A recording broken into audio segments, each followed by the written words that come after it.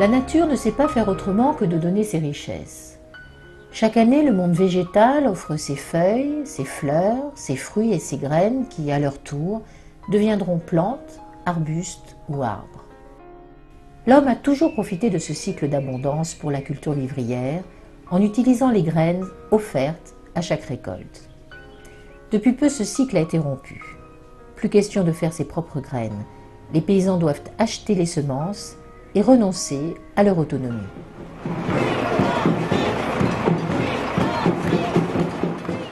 Un peu partout en Europe, des collectifs citoyens se forment pour réclamer la libération des semences. Des associations agissent sur le terrain comme Longomaille, Biogerme ou Cocopelli. Elles assurent l'échange et la conservation de variétés anciennes. Leur but ? Empêcher la mainmise sur le vivant et retrouver le droit d'utiliser gratuitement toute la diversité de la semence. Donc comment cela se passait il y a 50 ans, à la fois dans les champs pour les paysans, ou aussi auprès des maraîchers ou des jardiniers, dans les jardins des particuliers. À partir du moment où ils avaient accès à une semence qui était reproductive, donc il n'y avait pas de complications, puisqu'on se transmettait pratiquement la semence dans les familles ou dans les villages, on pouvait faire de l'échange, on pouvait faire du troc.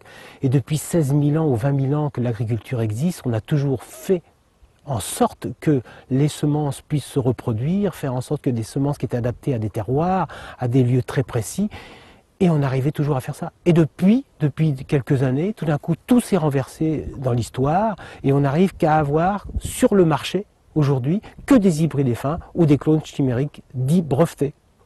Tout ça parce qu'on veut arriver à contrôler le vivant, donc contrôler ce qui se passe dans l'assiette des gens, puisque si on a conscience de cette chose très importante, de ce qui se passe dans notre assiette, que tu manges bio ou pas bio, le point de départ, c'est la semence. À partir du moment où est arrivée la civilisation, la modernité, où à ce moment-là on a changé de paradigme, c'est-à-dire qu'on a l'argent a une énorme prépondérance, et tout ce qui est la puissance du lucre, c'est-à-dire eh bien, finalement, c'était comment, en quelque sorte, faire du profit même avec le patrimoine collectif de l'humanité qui aurait dû être un patrimoine inaliénable. Et ça a une sorte de hold-up qu'on a réalisé sur ces biens qui sont des biens communs par des groupuscules humains qui en ont fait petit à petit leur propriété. Et les ont donc diffusés à des fins de profit. Et pour aller plus loin et pour arriver finalement à avoir un profit maximal, eh bien ils ne se sont pas contentés simplement de prendre ce larcin et de le divulguer, ils se sont mis même à le manipuler, c'est-à-dire à faire des hybrides qu'on ne peut pas reproduire, et aujourd'hui on en est aux OGM, etc., de façon finalement à investir le marché dans sa globalité par la confiscation du bien commun et la mise en dépendance donc des communautés humaines. Et cette mise en dépendance aujourd'hui atteint l'extrême parce que finalement on est en train de constater que 60% de ces semences ont déjà disparu, certaines on ne les a plus comme patrimoine, et c'est un drame parce que c'est quand même quelque chose qui relève d'une approche morale, d'une approche déontologique, d'une approche éthique.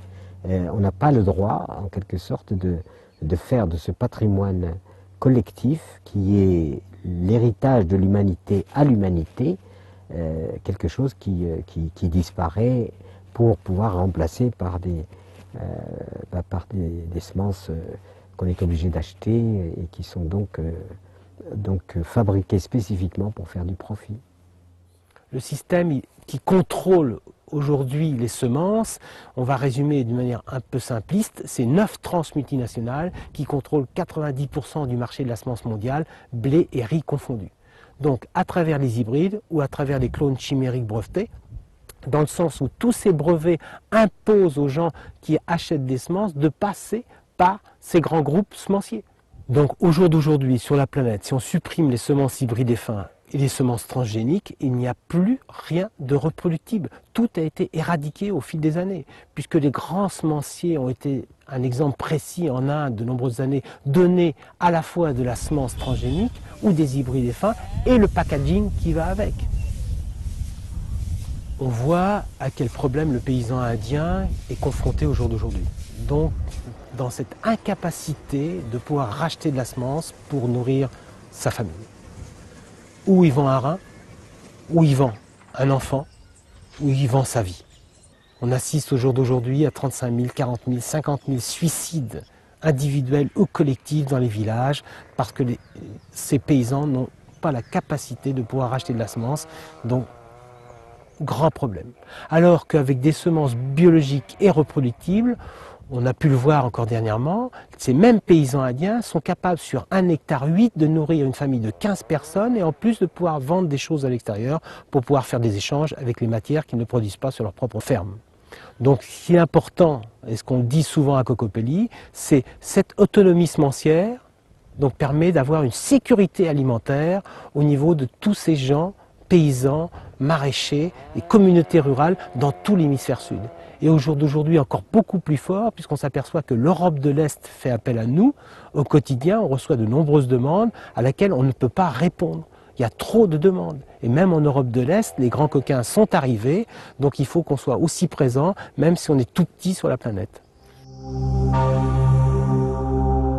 En résumé, sont autorisés à la culture et à la commercialisation uniquement des graines hybrides F1 ou des semences transgéniques, les fameuses OGM, toutes fabriquées par des sociétés agro-industrielles. Alors, qu'est-ce qu'un hybride F1? Qu'est-ce qu'une plante OGM? Et que se cache-t-il derrière ces concepts? Alors, ce qu'on appelle un hybride, en fait, le terme est un petit peu ambigu parce qu'aujourd'hui, quand on parle d'hybride, on pense aux semenciers. On pense aux plantes fournies par les semenciers, alors que ceux qui ont toujours fabriqué les hybrides sont les paysans, qui sont les premiers généticiens du monde. Dans la notion d'hybride, il y a une notion de brassage, de croisement. Et justement, on croise. Et les paysans ont toujours fait des hybrides, dans ce sens que c'est la sélection massale. Ils voyaient une plante qui avait une propriété intéressante, une deuxième plante de la même espèce qui avait une autre propriété intéressante, et ils croisaient les deux plantes en question pour récupérer un descendant qui avait les deux propriétés réunies dans la même plante. Ça, c'était les vrais hybrides en quelque sorte. Aujourd'hui, le terme d'hybride est totalement galvaudé parce qu'il est réservé en fait aux semences, comme je le disais, produites par les semenciers, mais qui en fait n'ont plus grand-chose d'hybride. Alors c'est toujours un croisement, mais c'est un croisement entre deux plantes qui sont des clones. C'est-à-dire en fait des plantes qui ont un appauvrissement génétique. C'est-à-dire que chacune des plantes parentales a été obtenue par des croisements successifs avec la même plante. Et du coup, on finit par faire une sorte de consanguinité, bon, même si ce n'est pas un terme qu'on utilise pour les plantes, on a une sorte de dégénérescence consanguine, donc on a une lignée pure génétique, donc on fait ça pour une plante parentale, on fait ça pour une deuxième plante parentale, et ces deux plantes parentales on les croise, et ça donne ce qu'on appelle un hybride F1, qui a une sorte de vigueur juvénile, et donc qui va donner une plante extrêmement belle et productive. Mais à la deuxième génération, cette plante qui va récupérer des propriétés parentales, donc de celles qui ont une dégénérescence consanguine, eh bien, sera très peu productive. C'était déjà un premier moyen pour le semencier d'obliger le paysan en quelque sorte à racheter ses semences. Alors l'hybride n'est pas un OGM, c'est-à-dire qu'en fait c'est deux plantes qui sont naturellement interfécondables, sauf qu'au lieu que ce soit deux plantes repérées au hasard de leurs propriétés par le paysan, ce sont deux plantes qui ont été préparées par appauvrissement génétique et que ensuite on croise et qu'on appelle hybride F1. Alors, ce qu'on appelle un OGM, en revanche, donc un organisme génétiquement modifié, c'est tout organisme vivant, pas seulement une plante, ça peut être un animal, un végétal, un microbe, ça peut être des micro-organismes, des champignons, des animaux, dont on a modifié de façon non naturelle, c'est-à-dire par intervention de la main de l'homme, son patrimoine génétique initial, donc ses caractéristiques génétiques initiales. Alors comment les a-t-on modifiées? Ça peut être de différentes manières. Ça peut être par introduction d'un gène étranger. Un gène de bactérie dans le maïs, par exemple. Ça peut être par suppression d'un gène de l'organisme en question, un ou plusieurs gènes. Ça peut être par modification chimique d'un ou plusieurs de ces gènes, par substitution d'un ou plusieurs de ces gènes. Donc voilà ce qu'on appelle OGM. Tout ça, ce sont des organismes génétiquement modifiés. Sur le plan technique, tous ces OGM sont reconnus comme des OGM, mais pas sur le plan juridique. Sur le plan juridique, ne sont reconnus par la directive européenne 2001-18 qui légifère sur la question des OGM, ne sont reconnues que les plantes transgéniques, c'est-à-dire celles dont la modification génétique fait appel à un gène étranger. Je disais par exemple un gène de bactérie dans le maïs. Ce gène étranger, on l'appelle un transgène. Et donc l'OGM qui en résulte s'appelle un organisme transgénique. Eh bien, les organismes transgéniques, qui sont bien sûr des OGM, puisqu'on a modifié de façon non naturelle leurs caractéristiques génétiques initiales par addition d'un ou plusieurs gènes étrangers provenant d'une autre espèce, eh bien, sont reconnus également comme des OGM sur le plan juridique. Mais tous les autres OGM, donc qui résultent d'une modification génétique qui ne fait pas appel à un gène étranger, donc qui ne sont pas transgéniques, eh bien qu'étant reconnus techniquement comme des OGM, ne le sont pas sur le plan juridique. Et du coup, échappent au champ d'application de la directive européenne. C'est par exemple le cas des plantes mutées, c'est-à-dire obtenues par une technique qui s'appelle la mutagénèse, donc qui n'est pas la transgénèse, et qui consiste à exposer les graines de la plante à un traitement chimique ou un traitement physique qui va provoquer des modifications dans la formulation chimique des gènes. Et comme les gènes détiennent le secret de fabrication des protéines, qui sont les acteurs de tous les processus biologiques qui ont lieu dans les cellules des organismes vivants, eh bien les gènes qui ont subi ces modifications chimiques vont donner naissance à des protéines qui sont elles-mêmes chimiquement modifiées et qui vont avoir des nouvelles propriétés, conférant à la plante des nouvelles caractéristiques, comme par exemple la tolérance à un herbicide.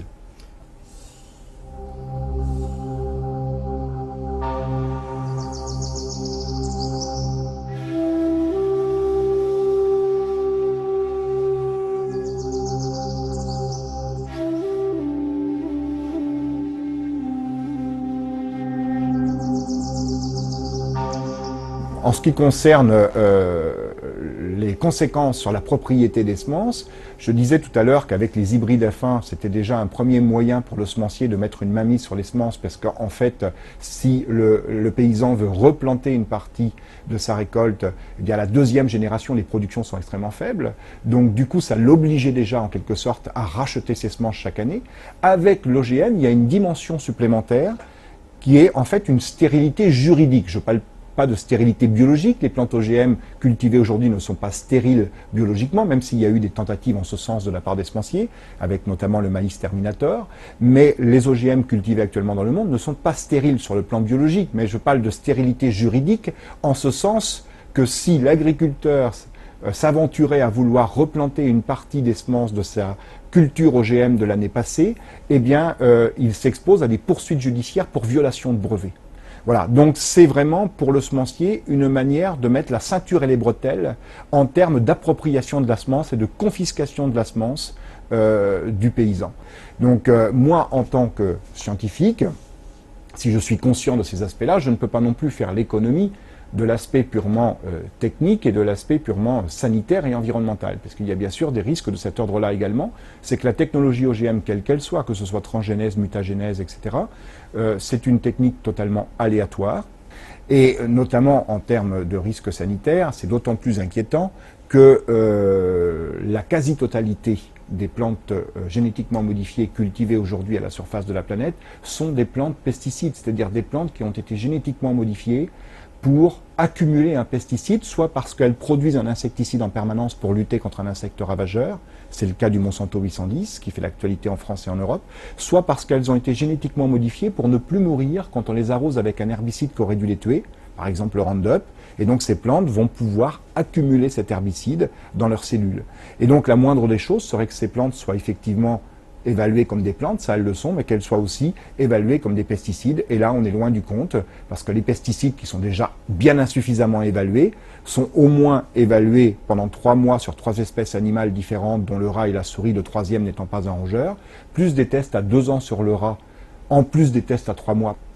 Eh bien, il n'y a aucune plante OGM pesticide qui n'a fait l'objet d'évaluations toxicologiques, je parle bien d'évaluations toxicologiques et pas nutritionnelles, de tests toxicologiques, c'est-à-dire avec analyse de sang, etc., chez les animaux qui ont été nourris avec cette plante, à plus de 3 mois sur une seule espèce animale. C'est-à-dire qu'on passe systématiquement à côté des éventuels effets chroniques. Et en plus, bon, cerise sur le gâteau, pour des raisons de protection industrielle, ces tests sont faits par des laboratoires choisis par les firmes semencières, ce qui rend l'évaluation, en plus d'être carencée, totalement opaque. Vous pouvez dormir tranquille, vous pouvez consommer tranquille, vous pouvez travailler tranquille. Les chiffres sont bons? Tout à fait, c'est merveilleux, c'est merveilleux. Nous sommes vraiment très contents. Il y a une espèce d'émancipation dans notre secteur assez incroyable. Même les Indiens nous rejoignent. Nous sommes ravis, ravis, ravis. Les paysans du monde veulent nos semences. Ils veulent acheter, ils veulent produire. Et oui, nous avons un souci constant pour les réglementations et donc nous voulons préserver les semences, les mettre dans un petit cahier et donc arrêter la naïveté des peuples qui soudain penseraient qu'on arriverait encore à garder les semences. Ce n'est plus possible. Le problème, c'est que les gens n'ont pas confiance. Ils sont paranoïaques. Nous voulons leur bien, protéger l'environnement, éradiquer la faim dans le monde, monsieur. C'est ça qu'il faut comprendre.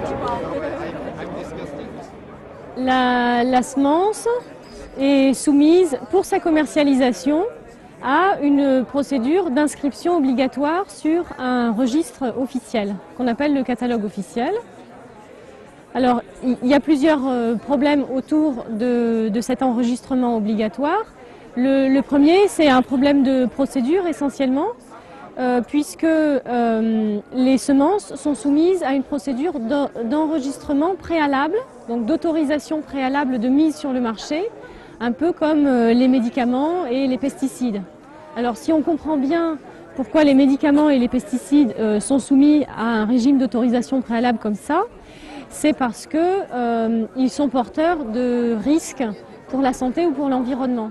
Avec les semences, le sujet est très différent, puisque la législation ne fait jamais référence à un quelconque risque sanitaire ou environnemental les concernant. Or pourtant, on est soumis à un régime d'autorisation préalable de mise sur le marché, qui donc est disproportionné. Ensuite, en ce qui concerne toujours l'enregistrement de ces semences, elles doivent répondre à des critères pour l'inscription au catalogue. Et ces critères servent à un objectif qui a été défini dans les années 60 comme étant un objectif d'intérêt général auquel la législation se réfère sous l'expression progrès génétique. Donc le progrès génétique défini dans les années 60, il correspondait finalement à un objectif de sortie finalement de l'agriculture européenne de son arriération et de manière à ce que finalement elle suive un peu le modèle américain. Donc les objectifs que servent ces critères d'inscription au catalogue sont ceux de l'agriculture industrielle.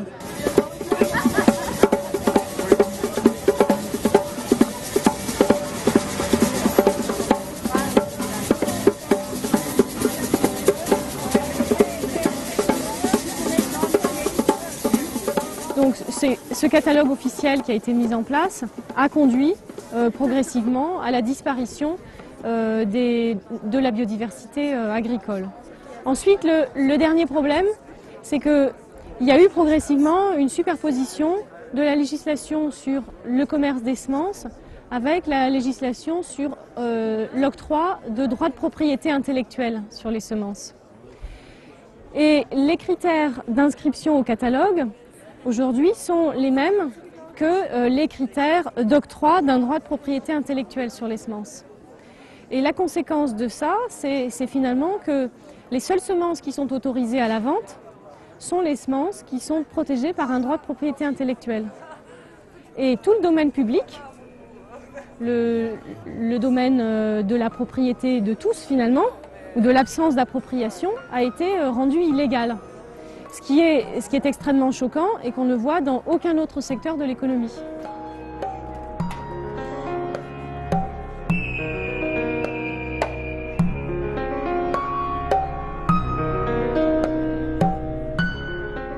Aujourd'hui, en pleine conscience et en France, la semence est sous séquestre.